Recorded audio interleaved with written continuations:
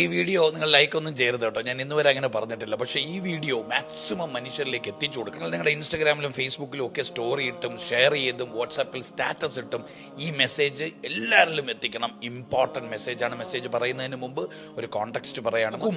മദീനയിൽ പോയിട്ടുള്ളവരാണ് നമ്മളൊക്കെ. സ്ത്രീ പുരുഷ വ്യത്യാസമില്ലാതെ നമ്മൾ എല്ലാവരും പോകാൻ ആഗ്രഹിക്കുന്നതും ശ്രമിക്കുന്നതും പ്രയാസപ്പെടുന്നതുമൊക്കെ ഒരിടത്തെത്താനാണ്. ആ ഇടത്തിന്റെ പേരാണ് റൗള ഷെരീഫ്. റൗള ഷെരീഫിന്റെ ഇമ്പോർട്ടൻസ് നമുക്ക് എല്ലാവർക്കും അറിയാം. ഭൂമിയിൽ ഒരു സ്വർഗമുണ്ടെങ്കിൽ അത് റൗളയാണെന്ന് നമ്മളോട് പ്രവാചകൻ പഠിപ്പിച്ചിട്ടുണ്ട്. ആകാശലോകങ്ങളിൽ നിന്ന് ഗബ്രിയേൽ മാലാഖ, ജിബ്രീൽ എന്ന മാലാഖ ഭൂമിയിലേക്ക് ഇറങ്ങി വന്ന് പ്രവാചകനുമായിട്ട് ഏറ്റവും കൂടുതൽ സംവദിച്ച സ്ഥലമാണ്. അങ്ങനെ പല കാരണങ്ങളും നമുക്ക് കണ്ടെത്താം. എന്നാൽ ആത്യന്തികമായി ആത്മീയമായി ഒരു വലിയ സത്യം ഒളിച്ചു കിടപ്പുണ്ട്. റൗള എന്ന ഇടത്തിന്റെ ഏറ്റവും വലിയ പരിശുദ്ധിയുടെ കാരണം നമ്മൾ ആഴത്തിൽ അതിന്റെ ചരിത്രം ഒന്ന് മനസ്സിലാക്കണം. 1400 വർഷങ്ങൾക്കപ്പുറം മക്കയിൽ നിന്ന് മദീനയിലേക്ക് വന്ന പ്രവാചകനെ സ്വീകരിക്കാനായി മദീനയിലെ എല്ലാ മനുഷ്യരും കൂട്ടമായിട്ട് ഓടി വന്നപ്പോൾ പ്രവാചകൻ പറഞ്ഞു, എൻ്റെ ഒട്ടകം നിൽക്കുന്നിടത്ത് ഞാൻ ഇറങ്ങും, അവിടെ ഞാൻ താമസിക്കുമെന്ന് പറഞ്ഞു. അങ്ങനെ ഒട്ടകം നിന്ന ഇടമാണ് ഈ റൗള. ഒട്ടകം നിന്ന ഇടത്തിന്റെ ഉടമസ്ഥരെ തിരക്കിയപ്പോഴാണ് അറിഞ്ഞത് അത് സഹലും സുഹൈലുമാണ്. രണ്ട് കുട്ടികൾ. ആ കുട്ടികൾക്ക് ഒരു പ്രത്യേകത ഉണ്ടായിരുന്നു. ആ കുട്ടികൾ അനാഥരായിരുന്നു. അതെ, ആ കുട്ടികൾ അനാഥരായിരുന്നു.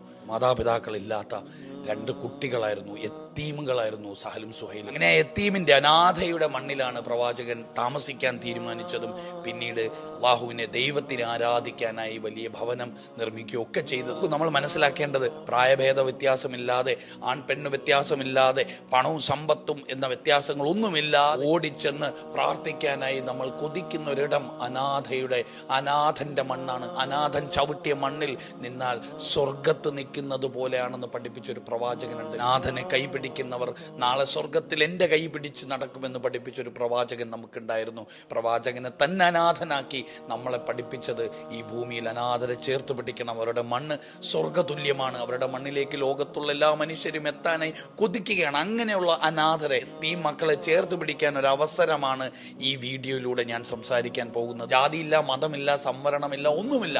പ്യുവർലി മെറിറ്റാണ്. അനാഥനായിരിക്കണം. നമുക്ക് എല്ലാവർക്കും അറിയാവുന്ന JDT എന്ന ക്യാമ്പസ് 100-ൽ പരം വർഷങ്ങളായിട്ട് അനാഥകളെ, മക്കളെ ചേർത്ത് പിടിച്ച ആ ക്യാമ്പസിനകത്ത് ഒരുപാട് അനാഥ മക്കൾക്ക് പഠിക്കാൻ ഒരു വലിയ അവസരമുണ്ട്. ഈ അവസരം അവരുടെ മുന്നിൽ എത്തിച്ചു കൊടുക്കാനാണ് ഈ വീഡിയോ. നോക്കൂ, അവർക്ക് പഠിക്കാനും അവിടെ കിടക്കാനും ഉടുക്കാനും കഴിക്കാനും ഉറങ്ങാനും ഒക്കെ ഉള്ളൊരു വലിയ അവസരം സൗജന്യമായിട്ട് അവർക്ക് പഠിച്ച് അവരുടെ ജീവിതത്തിലെ സ്വപ്നങ്ങൾ നേടിയെടുക്കാൻ പറ്റുന്നൊരു അവസരമാണ്. പലപ്പോഴും ആരുമില്ലാത്ത യത്തീങ്ങളായ അനാഥർക്ക്, മക്കൾക്ക് നമ്മൾ കൊടുക്കാറുണ്ട്. കൈ പൊക്കി നമ്മൾ കൊടുക്കാറുണ്ട്. നോക്കൂ, അവരുടെ കൈ പൊക്കി അവരെ കൊടുപ്പിക്കാൻ പറ്റുന്ന രീതിയിൽ അവരെ പ്രാപ്തനാക്കാൻ, അവരുടെ സ്വപ്നങ്ങളെ നേടിയെടുത്തു കൊടുക്കാൻ അവരെ പ്രാപ്തനാക്കാൻ പറ്റുന്ന ഒരു അവസരമാണ് JDT ഒരുക്കുന്നത്. ഈ മെസ്സേജ് നിങ്ങളിലേക്ക് ആക്സിഡന്റലി എത്തിയതല്ല. ഈ മെസ്സേജ് എത്തിയതിന്റെ പുറകിൽ ഒരു പർപ്പസ് ഉണ്ട്. ആ പർപ്പസ് നിങ്ങൾ എക്സിക്യൂട്ട് ചെയ്യണം. ജീവിതത്തിൽ ഇനി എന്തെന്നറിയാതെ പകച്ചു നിൽക്കുന്ന, ജീവിതത്തെ ഫുൾ സ്റ്റോപ്പ് ഇട്ട് നിർത്താൻ തീരുമാനിച്ചിരിക്കുന്ന കുറെ അനാഥരായ യത്തീങ്ങളായ കുറെ മക്കൾക്ക് ഒരു ഫുൾ സ്റ്റോപ്പിനപ്പുറം അതൊരു കോമയാക്കി മാറ്റി കൊടുത്ത് അവരുടെ ജീവിതത്തിൽ ഒരു പുത്തൻ പ്രതീക്ഷ നൽകാൻ ഈ വീഡിയോ ഉപകരിക്കും.